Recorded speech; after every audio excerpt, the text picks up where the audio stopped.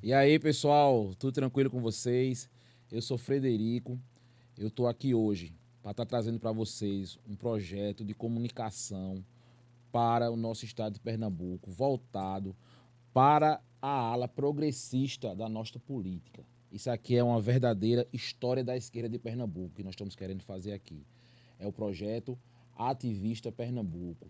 Nesse projeto nós vamos estar encontrando, conversando, dialogando, debatendo com políticos, ativistas e pessoas da ala progressista do Estado. Nós vamos fuçar a vida e vamos fuçar a mente de muita gente aqui.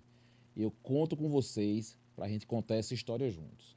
Esse nosso primeiro episódio, a gente vai estar recebendo aqui uma figura. O cara é uma figura, um cara carismático, é um cara que já tem uma militância política de muitos anos aqui na cidade de Jaboatão, já foi do Conselho Tutelar, já foi vereador, já foi candidato a prefeito da cidade, teve mais de 80 mil votos e hoje é o presidente do Partido Verde de Jaboatão. É Daniel Alves que está aqui com a gente. Tudo bem, Daniel? Prazer estar recebendo você, viu? Fala, Fred, parabéns pelo projeto, né? Estou feliz, né? Está sendo o primeiro entrevistado. Vamos fazer um grande programa para os pernambucanos, né? É importante a gente debater Sim, a sim. política, é importante a gente debater Pernambuco.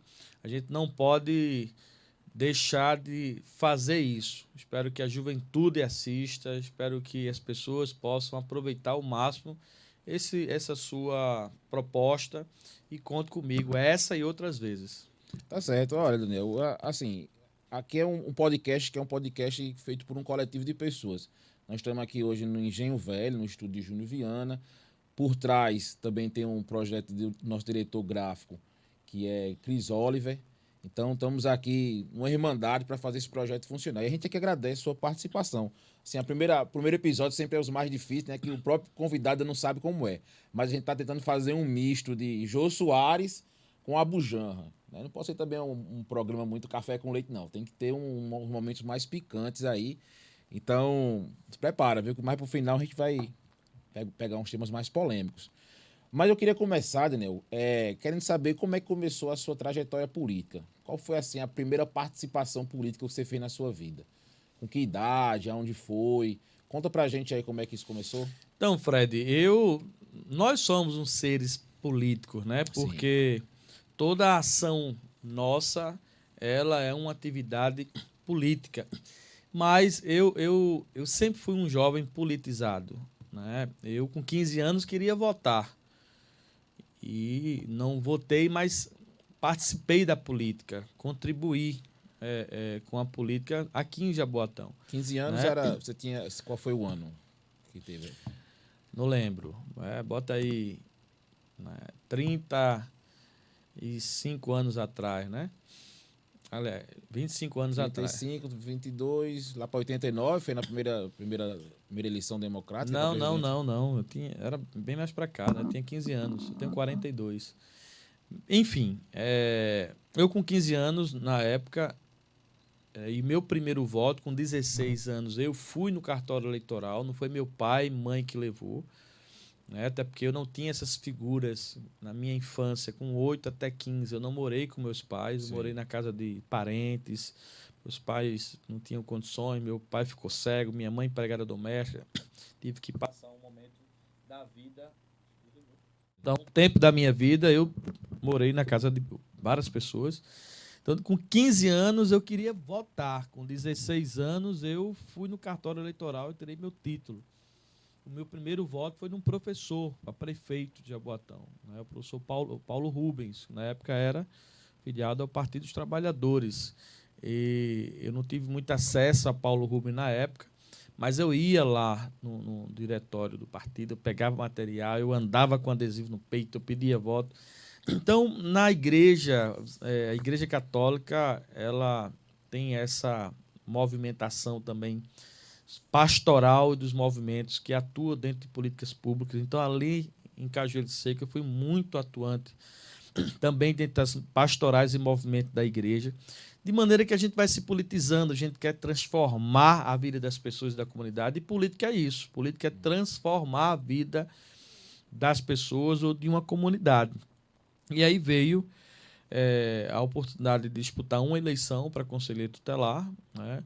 E é uma eleição de voto, de conquistar voto, e a gente teve uma experiência já tendo 800 votos, disputando com candidaturas ligadas a vereadores na época. Você lembra o ano que foi essa primeira disputa? Você teve para conselheiro tutelar? Acho que foi em 2006. 2006, né? Acredito que foi em 2006. Foi uma das primeiras foi qual eleições. Regional? Foi uma das primeiras eleições do Brasil, né? E aqui a gente só tinha 3 conselhos, hoje são 7, mas na época eram 3.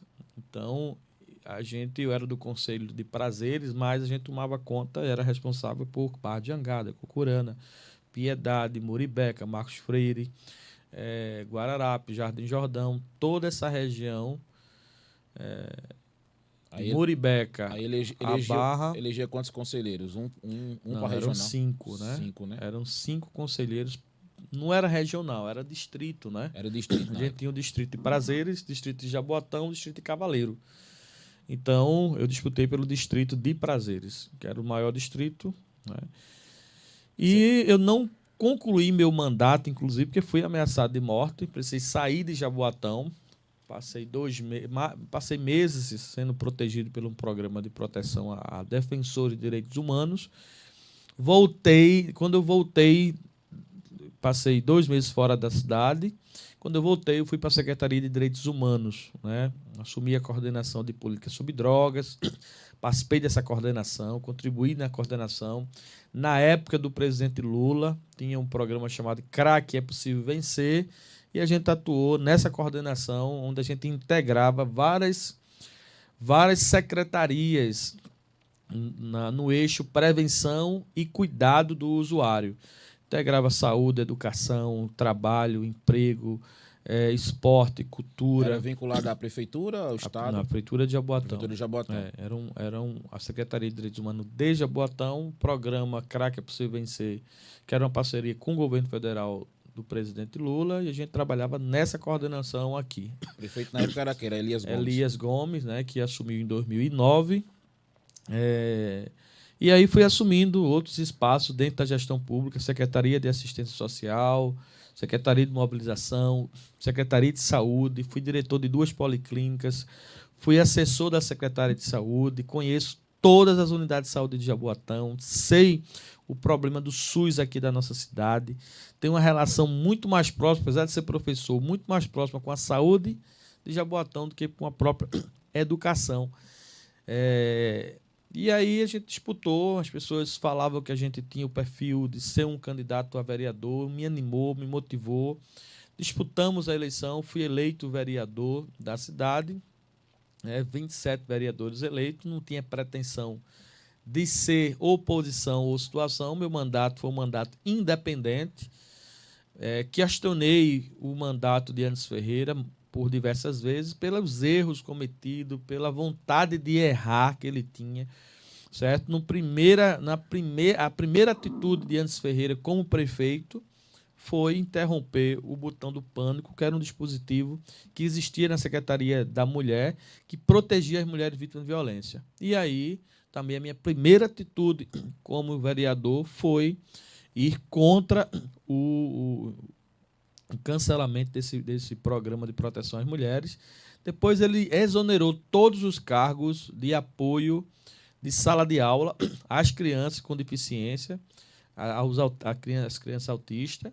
E aí, como ex-conselheiro, como professor, como pai de João Bento e Daniel, não podia ficar calado. Então a gente foi para cima do governo, porque questões sociais envolvendo criança e adolescente, mulheres vítimas de violência, você está mexendo nas pessoas, a população mais frágil da cidade, e aí eu não pude ficar mais calado. Vulneráveis, né? Nos colocamos no confronto contra essas atitudes do Anderson Ferreira, e foi assim os 4 anos de mandato.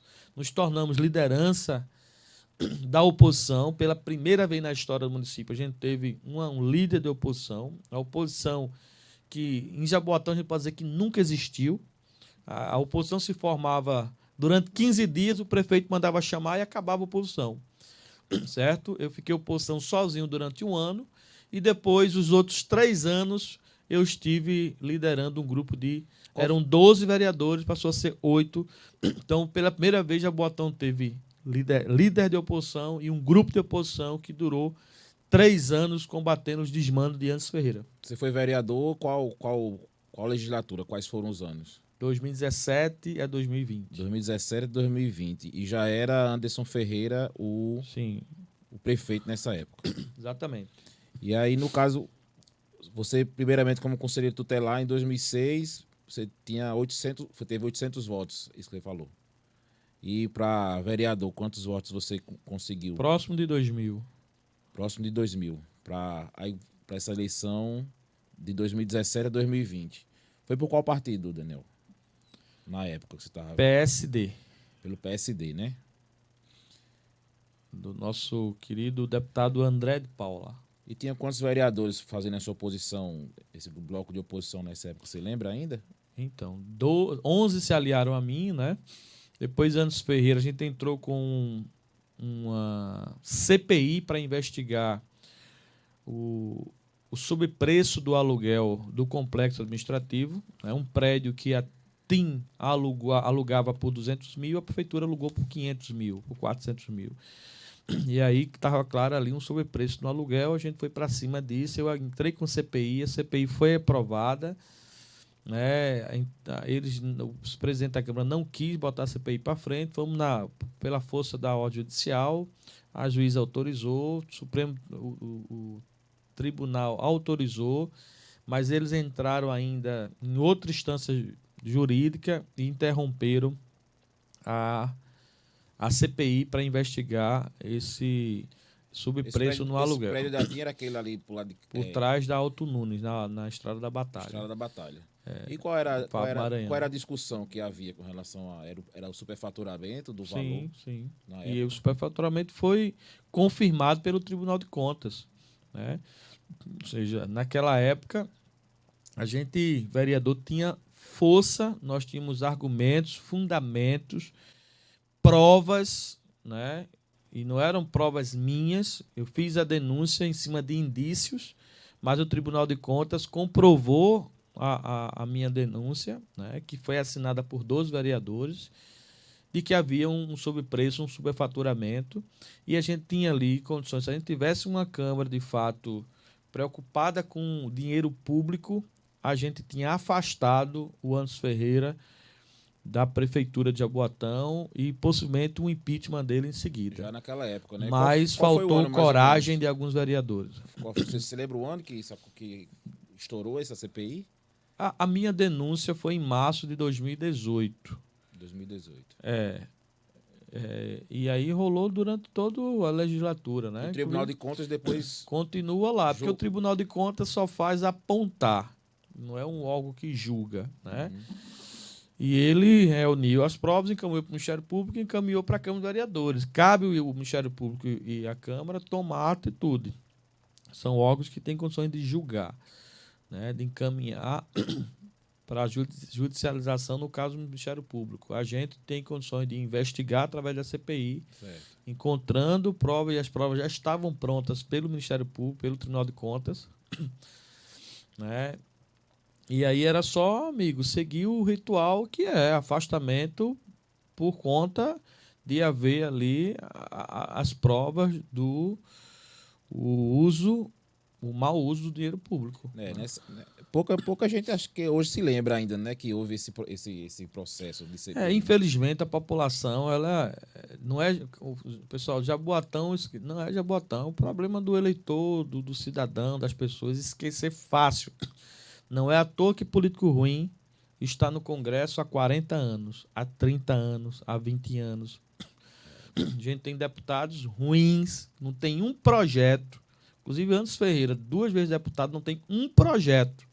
Não fez um bem para Pernambuco. O irmão dele se elegeu pela 2ª vez deputado federal. Pergunto o que André Ferreira tem de bom para Pernambuco. Qual o projeto bom que ele fez? Entendeu? Ele fez um outdoor, espalhou no estado todo, dizendo que ele fez um projeto que diminuiu o valor da energia. É mentira.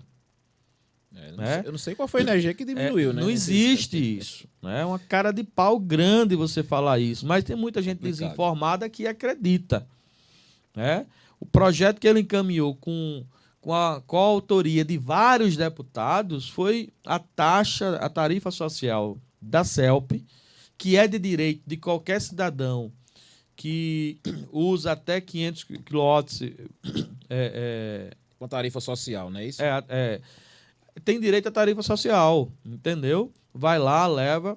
Então, um grupo de deputados, coautores do projeto, apresentaram a proposta disso ser automático, ninguém precisar solicitar. Se está lá registrando que tem esse consumo, tem um consumo baixo, automaticamente entra. Mas não foi... a tarifa social existia, né? A possibilidade de ter existia. Mas, assim, durante 4 anos, se você olhar o que é que fez para o Pernambuco, qual o projeto relevante, não tem. Entendeu? O Manuel Ferreira tem 8 mandatos. Veja na história. Nada contra o cidadão Manuel Ferreira, o pastor, o pai, o avô que ele é. De forma nenhuma. Estou falando aqui do político, da função política que essas figuras representam. Não tem nada, né? Então, a população precisa se conscientizar mais. Debates como esse, podcast e outros mecanismos de debate é importante para a população ficar consciente do seu papel. Você não pode só votar, você precisa saber primeiro quem você está votando, as ideias, o pensamento, a história, o trabalho, e depois do voto acompanhar o político, cobrar. Hoje ninguém pode dizer que não tem acesso a ninguém, porque isso aqui você sabe tudo do político. Acompanha. Que você sabe onde mora, o que faz no dia a dia, a família, as ideias, os pensamentos, o que defende, o que não defende, né? Então não dá para dizer que eu não sabia, eu não sei. Conversa. Você pesquisando aqui, você sabe quem é quem. Né? Então, se o cara não deu conta do serviço durante 4 anos, não tem que manter mais ele. Mas o velho R$50 no dia da eleição tira a visão política de muita gente e as pessoas elegem sempre os mesmos durante toda a eleição, durante anos. E depois fica reclamando, né? Essa inclusive, é uma das nossas lutas e que impulsiona a gente a estar fazendo esse projeto. Porque existem informações que são muito relevantes para a população, mas que não há canais de divulgação, pelo menos canais tradicionais, né?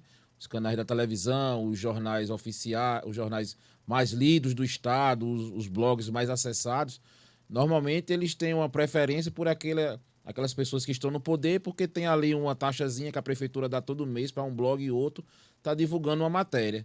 E às vezes uma matéria, uma informação relevante que contraria, né, um interesse ali de uma prefeitura, de um vereador que ajuda os blogs, não aparece. Né? Então, esse é um dos intuitos da gente estar fazendo esse material. É o intuito da gente estar levando uma informação diferenciada para o público em geral.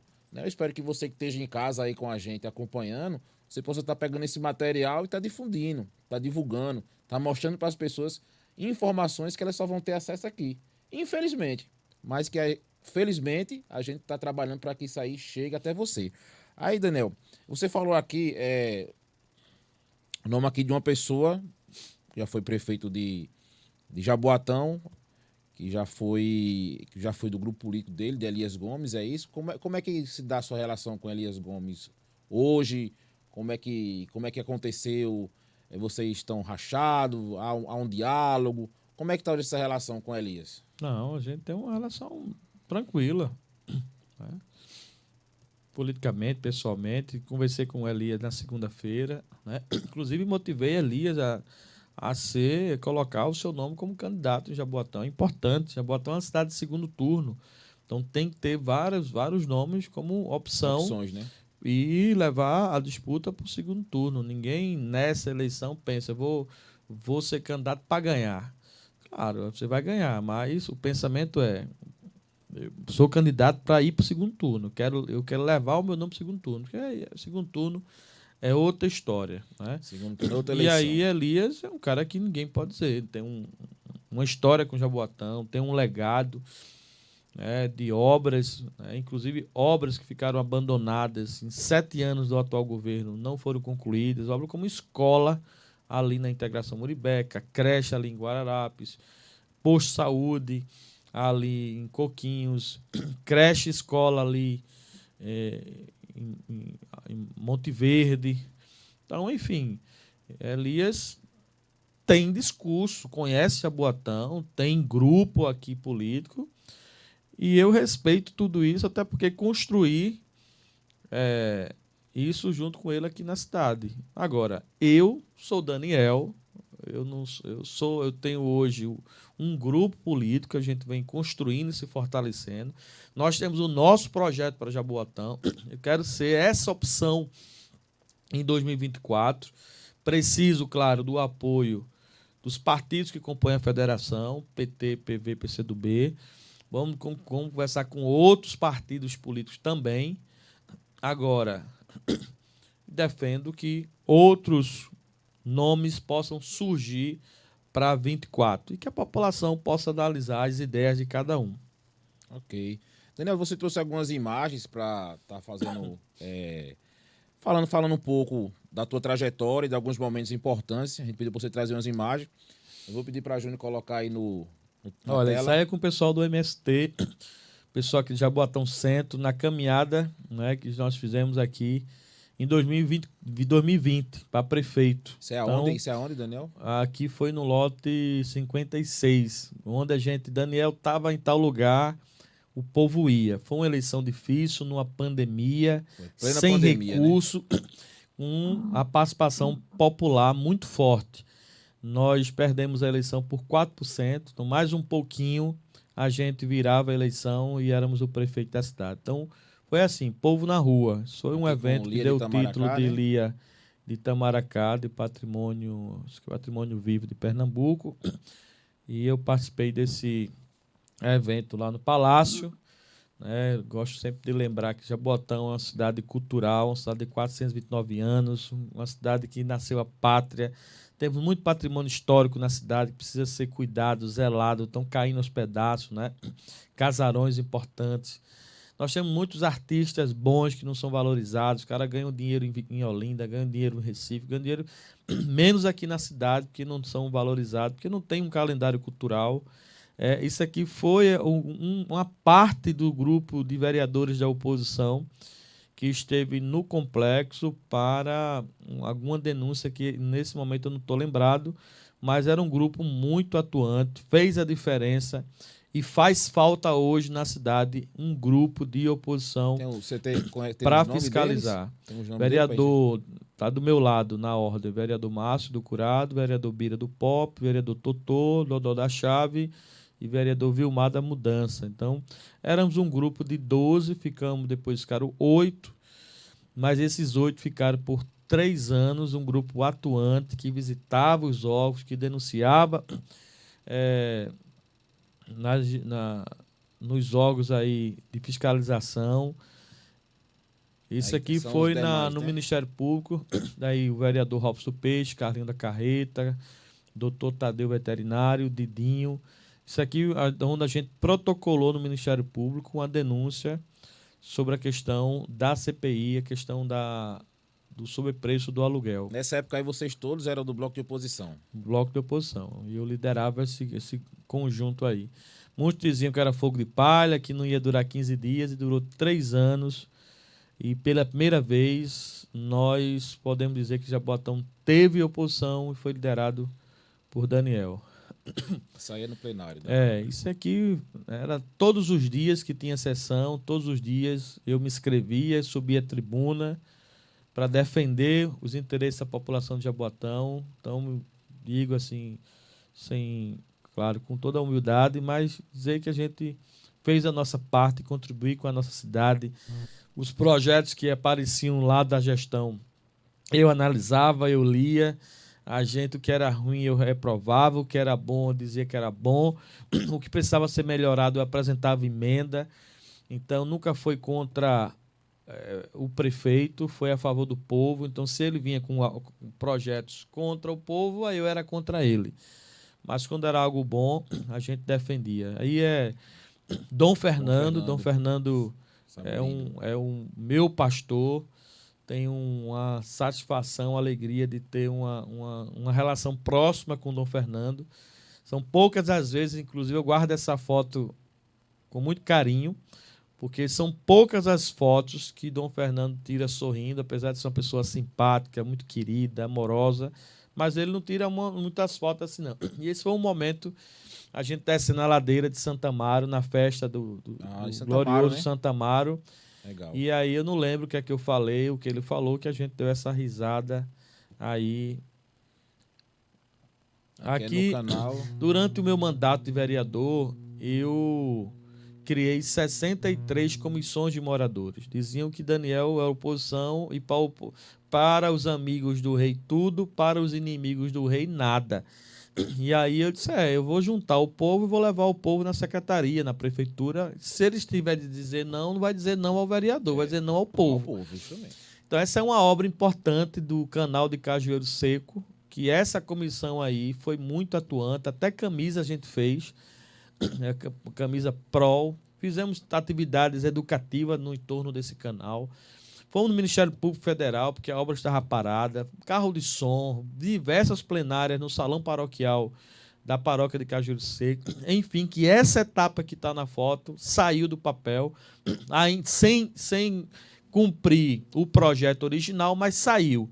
A segunda e a terceira etapa do projeto do Canal Cajueiro foi abandonado pela atual gestão. 13 milhões de reais, a gente não sabe para onde foi. E a obra está abandonada lá. Essa parte aí fica próxima ali atrás da Faculdade Metropolitana, aquela região ali, né? E aí você está com o pessoal do Exército. Isso foi um evento que eu participei de troca do comando do Nordeste. Eu não lembro agora o nome do comandante. Foi a participação em 2020. A gente participou de algumas entrevistas. Essa foi na Rádio Jornal, onde a gente pretende ampliar o número de escolas, levando não só aula, esporte e cultura para dentro das escolas. Estava candidato a prefeito, né, de Jaboatão. Vamos lá, seguindo em frente, aí a gente agora tem uma imagem de você. Eu tive a oportunidade de participar de vários debates, entrevistas, lá na TV Nova Nordeste, com Pedro Paulo, em outros programas também. E aí está o Hélito, do blog Ponto de Vista, um dos blogs mais acessados de Pernambuco. Pedro Paulo, que inclusive foi candidato a prefeito de Jaboatão. Foi nessa última eleição, né? Naquela época de Nilton Carneiro. Nilton Carneiro ainda, não foi? Nós realizamos um fórum de discussão de proposta para a Lagoa Olho d'Água. Então, a gente fez muitos desses debates para discutir o programa de governo, que a gente queria como prefeito da cidade. E a Lagoa Olho d'Água é uma lagoa, é um tesouro esquecido em nossa cidade. Inclusive, no nosso programa de governo estava previsto lá uma gerência específica para cuidar da lagoa, trazer investimento, trazer universidade, fazer pesquisa de espécies de animais, de planta, elaborar projeto de proteção da nossa lagoa. A Lagoa Olho d'Água é um dos pontos mais sensíveis de Jaboatão, né? Principalmente porque ela é muito tida como um local que dá problema quando tem as chuvas, por causa dos alagamentos naquela região. E as pessoas não conseguem enxergar o potencial que existe naquela lagoa. Sim, tanto para pesca, para biodiversidade, para o meio ambiente daqui da cidade. Né? Exatamente. Aí faz esse registro aí. Aí eu acho que foi na convenção. Aqui que foi a convenção que homologou a candidatura aí. Daniel, prefeito, doutor Ulisses, nosso vice. E tivemos aí também representante dos partidos que estavam conosco. Ok. Passando para outra imagem.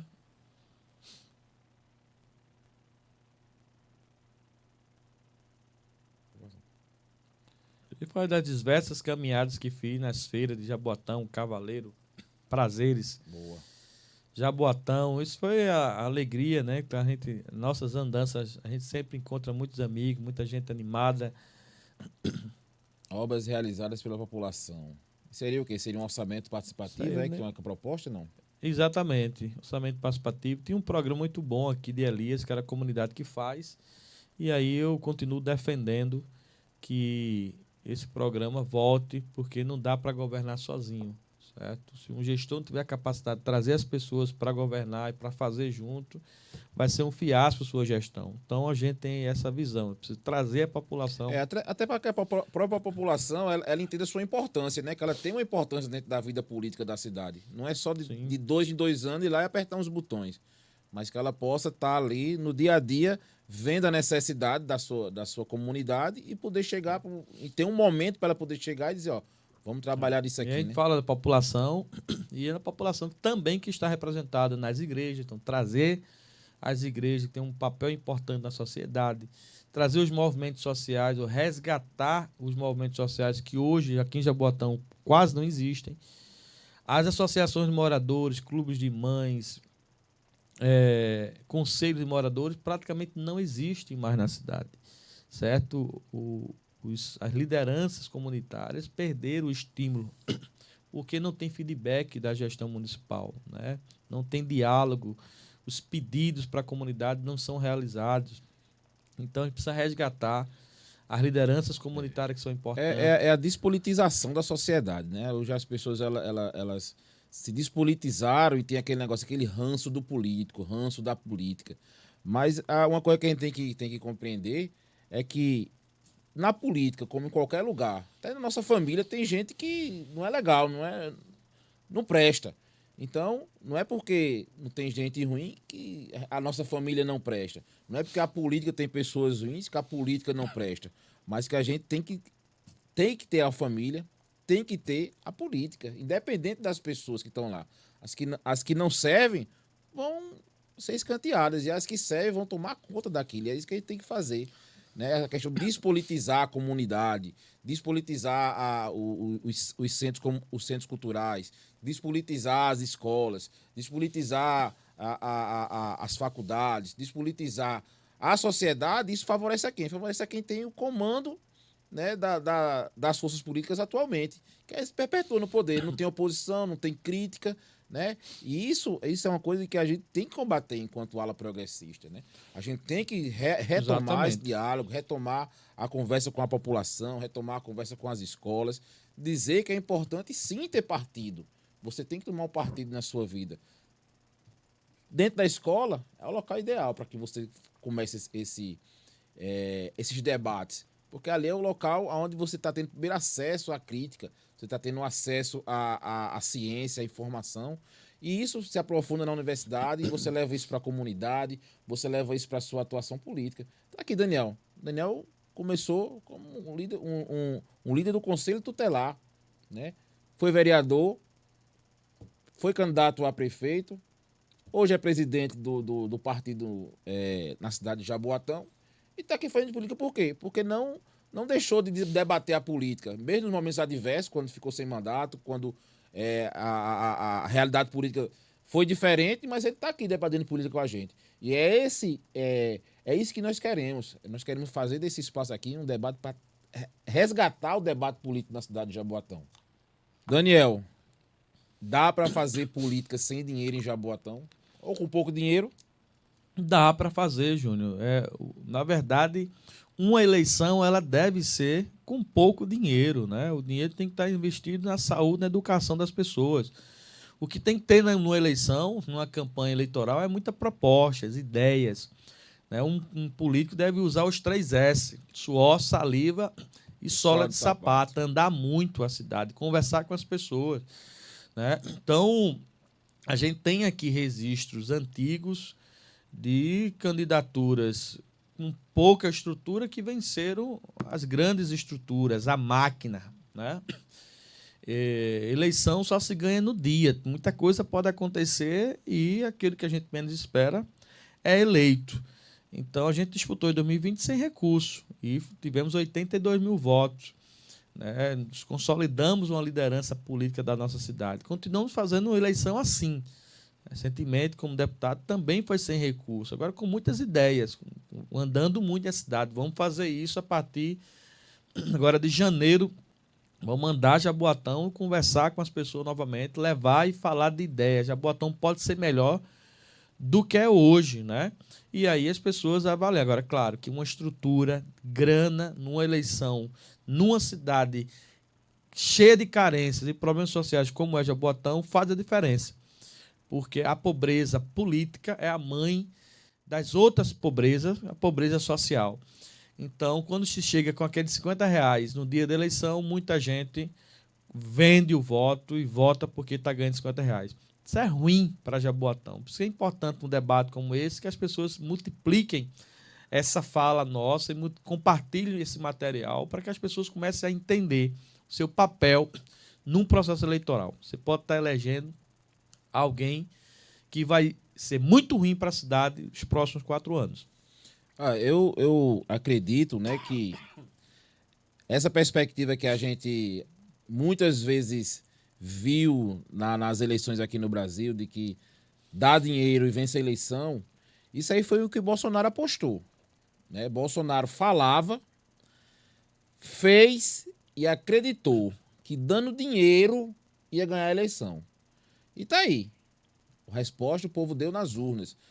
Jaboatão, mesmo sendo o reduto onde os bolsonaristas fizeram um ninho aqui na prefeitura para lançar o candidato a prefeito pelo partido de Bolsonaro, Bolsonaro perdeu em Jaboatão. Perdeu no primeiro turno, perdeu no segundo turno. Lula foi o mais votado nos 2 turnos de Jaboatão. Então, eu sou da ala positiva. Eu acredito que as coisas estão melhorando. Eu acredito que a população está começando a enxergar quem realmente trabalha para o benefício da comunidade, para o benefício dos pobres, e aquele que chega e quer só se dar de bem.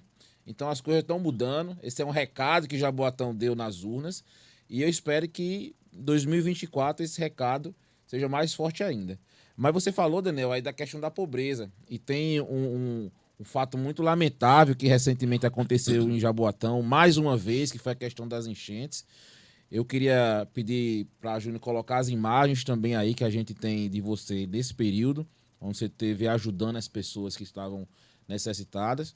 E aí tá aí, algumas imagens, porque algumas pessoas, espero que esse material chegue a outras pessoas de outros locais, para que a gente possa mostrar o que é que de fato acontece aqui na cidade de Jaboatão.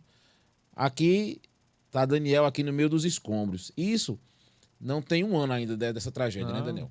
Foi em junho, né? Se você voltar lá hoje, Daniel, a situação tá resolvida? Em muitos... Não.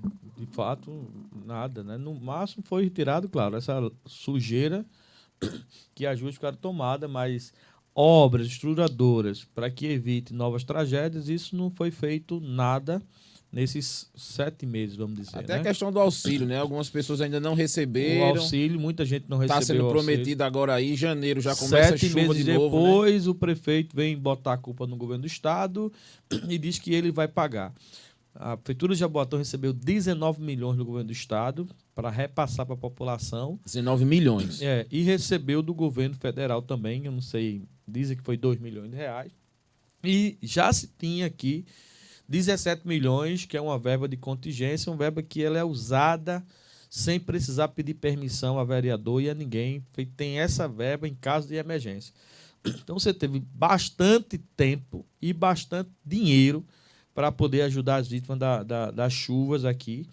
Eu estava no Alto São Benedito quando começou a chuva aqui na região metropolitana. Saí de lá numa chuva muito grande, no dia 28 de maio, e choveu.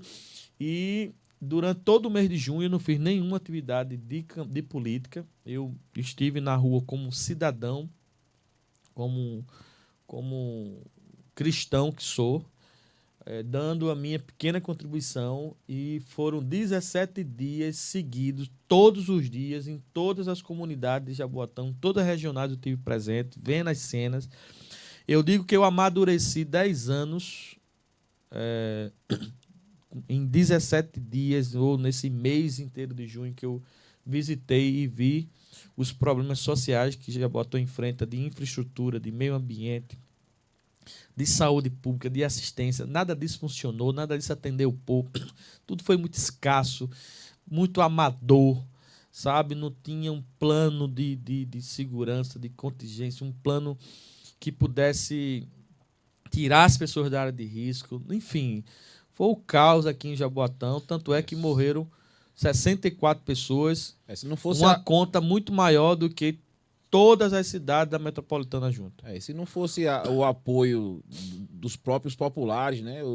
Não só você, mas diversas pessoas estavam ajudando as outras, estavam entrando nas casas, tanto é que pessoas morreram tentando salvar outras, né? Ver outros deslizamentos por cima, pessoas que doavam colchões, pessoas que doavam alimentos, e parece que para o poder público é como se fosse uma coisa normal que isso acontecesse. Não, foi um descaso muito grande. E agora em janeiro a gente já começa a ter chuva de novo, é o ciclo natural da chuva. E a gente não vê nenhuma... aquele projeto inverno, a gente via muitas plaquinhas na cidade. Operação Inverno, estava limpando aquela letra, limpando o canal, fazendo uma obra, um muro de arrimo, fazendo uma atividade, cortando uma árvore, os galhos. Então, aquilo que é área de risco precisa ser mapeado na cidade. Precisa ter um plano para cada área de risco, saber uma simples sirene que possa tocar, né, em um momento que a gente veja, Fred, a APAC, alguns órgãos já informa a Defesa Civil do município dias antes sobre perigos, a possibilidade de fortes chuvas. Então, se há 2 dias, 3 dias, eu já tenho essa informação, eu tenho um tempo, então, de preparar a cidade para poder se proteger. Entendeu? Então, a área de risco, sinalização, saber qual a escola vai receber as pessoas, porque eles fazem isso no momento. Na hora que está caindo nas casas, sai tirando o pessoal, né? Uma coisa de louco, uma desorganização. Eles não tinham aqui nem o pessoal, o efetivo da Defesa Civil contratado. Eles pegaram os garis sem muita estrutura, ou preparados para lidar com a situação de tragédia, né? Mas botaram uma capa lá nos garis, botaram eles para... como fosse Defesa Civil. Entrar, mas não tinha o efetivo. Isso foi informação que veio de pessoas da Defesa Civil para mim como denúncia. Não tinha efetivo suficiente em Jaboatão. Monte Verde ali foi uma semana inteira com a ausência total da Prefeitura de Jaboatão. Lá, Monte Verde é dividido, né? O canal divide Jaboatão e Recife. Do outro lado do canal, você via a presença do Recife, com máquina, com trator, com gente, com o pessoal preparado, da assistência, né? social, da saúde, da Defesa Civil, uma movimentação grande. Do lado do canal, do lado de Jaboatão, você só via as pessoas fazendo isso. O padre que abriu a igreja para abrigar as pessoas, os pastores que abriu para servir a comida, os moradores que acolhiam seus vizinhos, jovens, homens, mulheres que tiravam em baldes a lama. Só em uma casa morreram, acho que 8 pessoas, se não me engano, foi 7. Enfim, Jaboatão viveu isso, sentiu na pele. É essa administração que botou a árvore de Natal aqui na praça e que está querendo aí mostrar o que ela não é, certo? Enfeitar a praça e tapar buraco, né? Agora, resolver o problema, que é a proteção da vida das pessoas, isso não teve a capacidade de fazer, nem antes da chuva, nem durante a chuva e nem depois da chuva. Então é muito preocupante as pessoas... E tá para voltar a época da chuva, né? Pois é, então espero que a população de Jaboatão acorde e lembre do que passou naquela tragédia de final de maio e junho de 2022. Daniel, nós vamos estar assim caminhando já para o encerramento nosso podcast, do nosso episódio de hoje, nossa entrevista. E aí eu queria saber de você. Você se considera hoje um político que milita no campo da esquerda, da centro-esquerda? Qual é a sua definição hoje, assim, no aspecto político? Você está ligado ao PV, que está na federação PT, PCdoB. Como é que é a sua relação com esses partidos, com os políticos desse partido, com os militantes desses partidos que estão na tua federação? Eu me considero de centro-esquerda, né? Sou um político que tem essa visão progressista da participação popular, sabe? Do olhar para o trabalhador, olhar para a liderança, olhar para as pessoas. O político não pode existir para ele, não pode ser o centro das atenções. O centro das atenções deve ser sempre a população, né? O político deve usar assim, os outros meios da sociedade, como a empresa, a igreja, instituições, para beneficiar, fortalecer e levar o bem para a população. Então, eu acho que esse é o olhar que a esquerda tem, né? Que quem pensa de forma progressista é o olhar para as pessoas, que eu não sei por que quem é de direita ou da extrema direita não consegue enxergar isso. Então, eu acho que dá para conviver com empresários, dá para viver com pastores, dá para conviver com universidade, dá para fazer com que todos esses organismos e líderes de diversa ideologia focar em uma coisa: o povo, né? E aí focar no povo, Fred, é focar em nós mesmos, porque nós somos povo. Então, é isso que me admira muito nos políticos de centro-esquerda, de esquerda. E eu acredito também, porque eu conheço muitos de direita que tem esse olhar sensível às políticas públicas sociais, né? Então, é isso. Eu olho e penso Jaboatão nesse olhar da parte mais pobre, da parte dos que estão desempregados, e que a gente é uma cidade com muitos potenciais de gerar emprego, botar muita comida na mesa. Nós temos 70% de área rural. Então, imagine que essa área está aí, sem muito servir a população, que passa fome em Jaboatão e que é uma presa fácil para os maus políticos. Então, eu tenho essa sensibilidade que tem o político centro-esquerda, esquerda, sabe? Mas eu acho que a gente pode... E eu sempre trabalhei aqui na eleição de 2022, vou trabalhar para 2024, como trabalhou o presidente Lula, uma frente ampla, sabe? Eu acho que dá para a gente juntar muita gente boa, sim, todos os partidos, ideologias, para a gente resgatar Jaboatão e juntos reerguer. Porque, Fred, nos partidos de esquerda você tem muito político decente e muito corrupto. Nos partidos de centro-esquerda você vai encontrar políticos decentes e vai encontrar os corruptos. Nos partidos de direita você vai encontrar os políticos decentes e os corruptos. Então não dá para a gente... O que a gente precisa fazer é ter a capacidade de sentar na mesa e dialogar com todo mundo. E ter o cuidado de saber quem é da direita, da esquerda ou de centro, sei lá o quê, que sejam os decentes, sejam aqueles que de fato têm um olhar para melhorar a vida das pessoas. É assim que eu penso, é assim que eu faço política. Passei por vários partidos, por uma questão matemática, felizmente é assim. Tem uma situação, o que acontece muito nessa eleição, você é eleito pelo PT.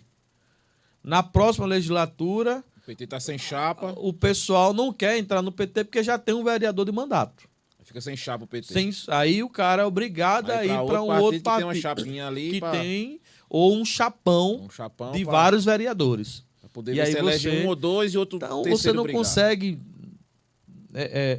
municipal, a política local, você seguir muito essa ideologia risca, porque é uma conta matemática, é sobrevivência política, precisa estar saindo. Você vai para uma situação mais de deputado, um nível mais alto da política, você consegue permanecer ali naquela situação. Mas é isso.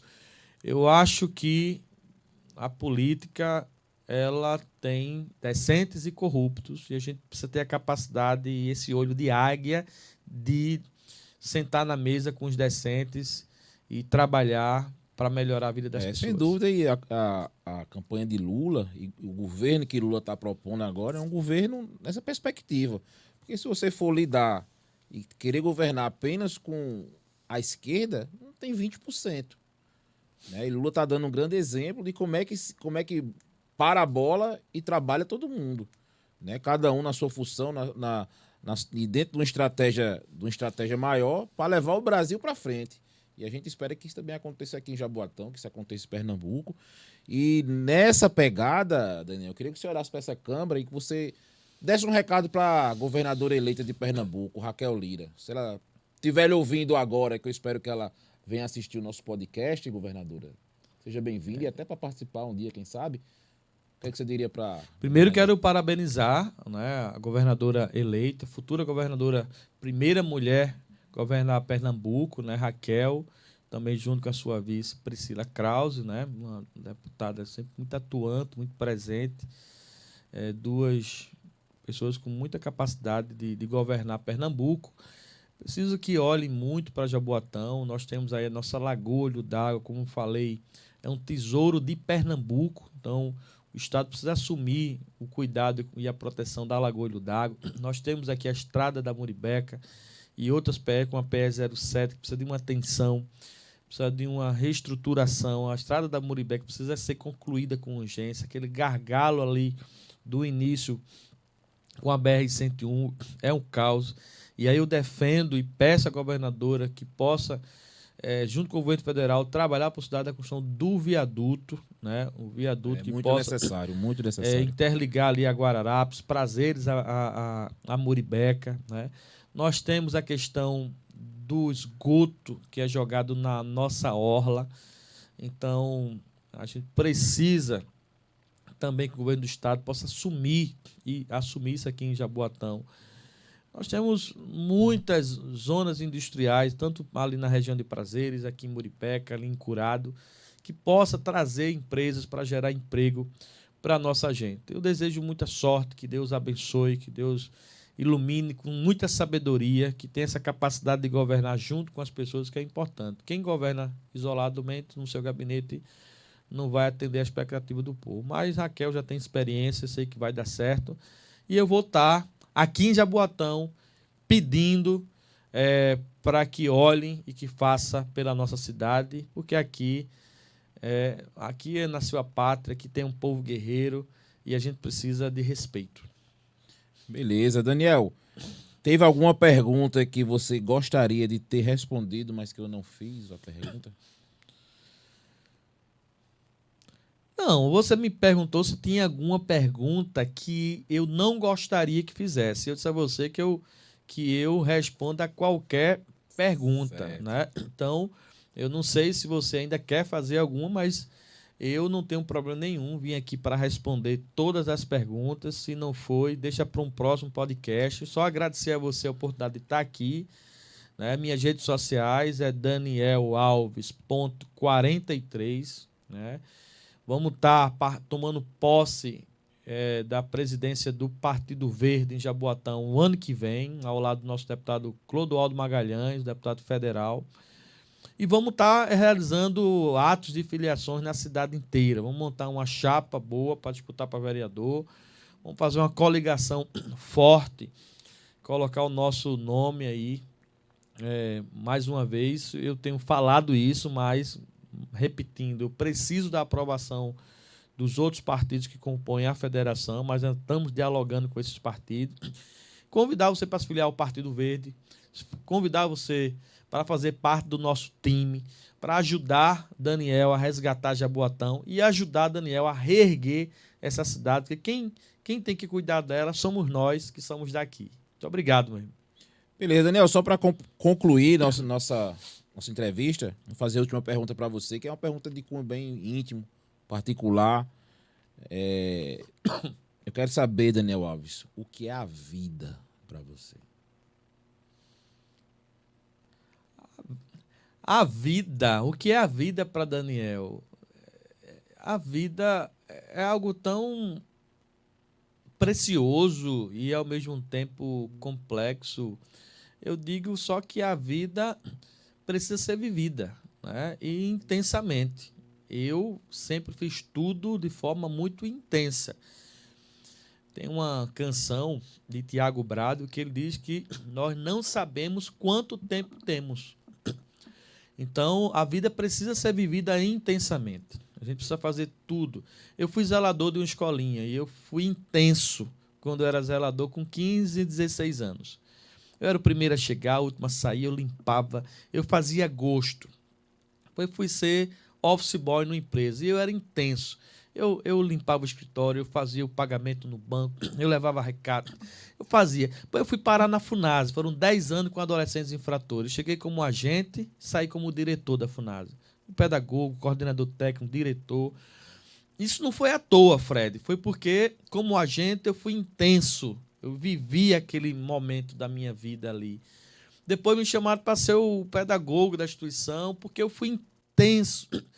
Fosse diretor da FUNASA, porque... Então, eu acho que é assim, como fui eleito vereador de Jaboatão, eu disse, eu preciso ser vereador de verdade. Intenso também. Então, fui intenso. Eu fui ler a lei orgânica da cidade, o regimento interno da casa, e eu coloquei a minha vida naquilo ali. Né? Coloquei os meus sonhos, o meu futuro. Né? Eu sentava naquela tribuna e colocava os meus filhos, a vida deles, o futuro dos outros filhos. E quando eu coloquei o meu nome para deputado, quando surgiu essa ideia de ser candidato a prefeito de Jaboatão, é porque olharam a intensidade que eu vivi, a vida como vereador e tudo que eu passei, e viram, não, o Daniel é o cara. E aí eu fui e mergulhei nisso. E estamos aqui, vivendo a vida intensamente. Eu não me preocupo, Fred, se ganhei ou se perdi. Eu me preocupo de como eu estou vivendo tudo isso. E não é uma derrota que diz que eu sou derrotado, certo? As derrotas fazem parte da vida, né? O comportamento nosso é que diz que eu sou derrotado. Então, eu nunca me comportei como derrotado, porque eu vivo essa vida de forma intensa. Aproveito muito as vitórias que tive na vida e aproveito muito mais as derrotas, porque a gente aprende muito com ela. Então, a vida é o nosso maior tesouro. Então, se é o melhor que eu tenho de mim, eu quero aproveitar e viver intensamente. Ok. Pessoal, estamos chegando ao fim do nosso primeiro episódio do podcast Ativista Pernambuco. Quero dizer que os nossos temas aqui são tratados no campo político, não no campo pessoal, certo? Aos que entenderam a crítica, entendam do lado político, tá certo? Daniel, muito obrigado. E eu quero contar com você aí para que essa luta pela área progressista no estado de Pernambuco continue. Obrigado, Valeu. meu irmão. Tamo junto. Valeu. Muito bom.